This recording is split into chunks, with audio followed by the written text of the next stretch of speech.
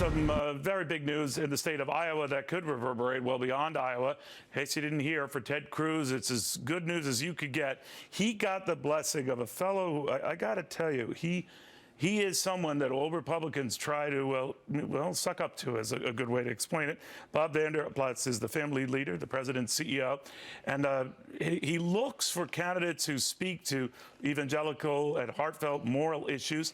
He looked and talked to pretty much all the presidential candidates and set his sights on one Ted Cruz as the guy he would be backing this go-around. Now, you might be saying, well, big deal. What does that mean? Well, this is the same fellow who backed Rick Santorum 4 years ago. Rick Santorum won Iowa when no one thought he would. 4 years prior to that, he backed Mike Huckabee when no one thought Huckabee had a chance in Iowa, and he did. So what does that mean? Well, obviously it means that Mr. Vander Plaats is someone you pay attention to. Not only is he a powerful figure, but apparently he's a man of his word, because last time I had him on, I said, when you do make a decision, I'd like to be your first national television interview, and true to form, I am. Vander Plaats, very good to have you. Thank you.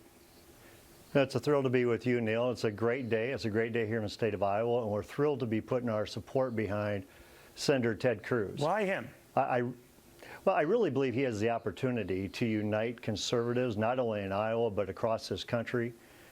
He's a man of great principle. He has a titanium spine. I think people see him as a serious leader, someone who's willing to take on both sides of the aisle, but really to cast a vision of bold leadership for this country. And I think that's why you're seeing the uptick in the polls already in Iowa, and we're just hoping to add fuel to that fire.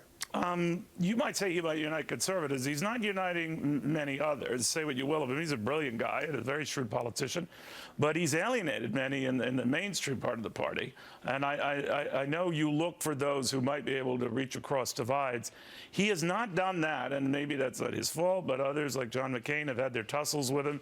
Mainstreamers have had their tussles with him. You worried about that? I'm not worried about that at all. I think it's a positive for him in this environment. I think the reason you're seeing Donald Trump with such an uptick is because he's tapping into the emotion of the American people.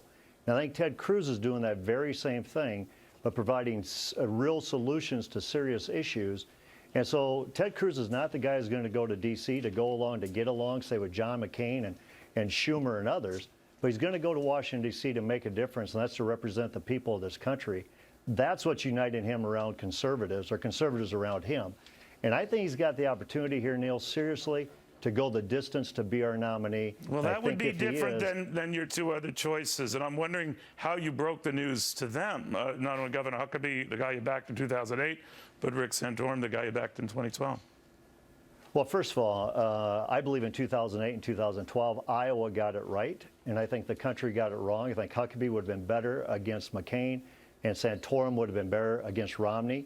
Governor Huckabee and I visited this morning. Senator Santorum and I visited yesterday afternoon. We remain very good friends. They know the process. Of course they're disappointed. And quite frankly, it's disappointing to break them the news because they are such good friends. But they know the process we use. They know the assessment that we have. Well, what was your criteria? The reason why I asked about criteria, because you mentioned polls that make, Cruz has surged here, certainly.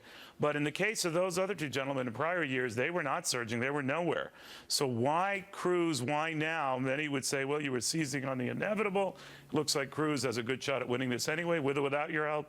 What made you go to Cruz? Well, first of all, Senator Cruz is a principled conservative, as I mentioned, a guy with a titanium spine. And two, as Senator Cruz really made this decision, although it was not easy, he made it obvious for us. He is really building the infrastructure not only in Iowa, but well beyond Iowa. Well, why not Rubio? Why not Senator Rubio, another candidate who's surging? Why not him? Well, we took a look at Senator Rubio, and we like Senator Rubio a lot. We like how he brings it back to the family all the time. But I believe Senator Cruz is the one who's been the most consistent and principled in a very conservative message. And we believe the way he articulates it, the way he's able to debate, say, a Hillary Clinton. Yeah. And again, what he's doing in the early states and beyond, I think he has a chance to be the nominee. And if he's the nominee, I believe you're looking at the next president. Bob, do you ever worry, though, that the connection and maybe the cachet of Iowa has sort of lost something, maybe some of its luster? Because as you indicated, it didn't help Rick Santorum. It did not help, looking back at it, Mike Huckabee. and we invariably see these first two states split. We saw on the Democratic side with Barack Obama winning Iowa, losing New Hampshire, and then a long protracted struggle. There's every indication that Ted Cruz could win Iowa, maybe lose New Hampshire, maybe pin his hopes on a very strong showing in the SEC primaries, largely Southern, on March 1st, and make a difference there. But how do you know he won't implode and be sort of like a Johnny One-Note like those other guys? Well, nobody can guarantee that he won't implode, but I think when we take a look at Senator Cruz, I don't see that happening. Matter of fact, Meatloaf says 2 out of 3 ain't bad. Yeah. 2 out of 3 in this case would be really good. Because if you win two out of your first 3 states... You're the only religious figure I know who has ever quoted Meatloaf. Who quotes Meatloaf. Yeah, I'm impressed. I'm impressed. Yeah. That just shows you how well-versed I am, Neil. It's typically really good that they get to be the nominee. Do you worry about that? You know this. You know what's going on in the Republican Party. You've heard just what's happening in New York State with Donald Trump, where they're trying to kick him off the ballot because he doesn't represent Republican values. There are many who say that since Ted Cruz and Donald Trump seem to get along so fine, they're birds of a feather. They're divisive characters of the party, that the party itself has to settle on a sort of a consensus establishment candidate. Governor Scott Walker this week among those saying, I repeat what I said when I stepped out of the race. We need to rally around an establishment type, I'm paraphrasing here, who has a good shot at taking out Donald Trump. I don't think he was talking about Ted Cruz. Well, first of all, I think you should ask that question to President McCain or President Romney. The last 2 establishment candidates that we nominated got defeated bad at the ballot box. And when you relate to Iowa, Iowa's nominated the last 4 general election winners, whether it was Bush or Obama. I think Iowa's going to send Cruz off to a victory lane here. And again, I think Cruz is our best chance to defeat Hillary Clinton. What about the possibility, I'm sorry, we have a slight delay here. Well, the possibility you get to Cleveland and we don't have a nominee, that enough of these guys stay in the race, that, and especially with apportioned voting and delegate awards as the race ensues, and with some states being an exception, Florida comes to mind, that no one has amassed all the delegates needed for the nomination. Well, again, I think that plays into Senator Cruz's hands. I think he has the resources to go the distance all the way to Cleveland. And I think when you take a look at a candidate that the convention delegates are going to rally around, it's going to be a guy like Ted Cruz.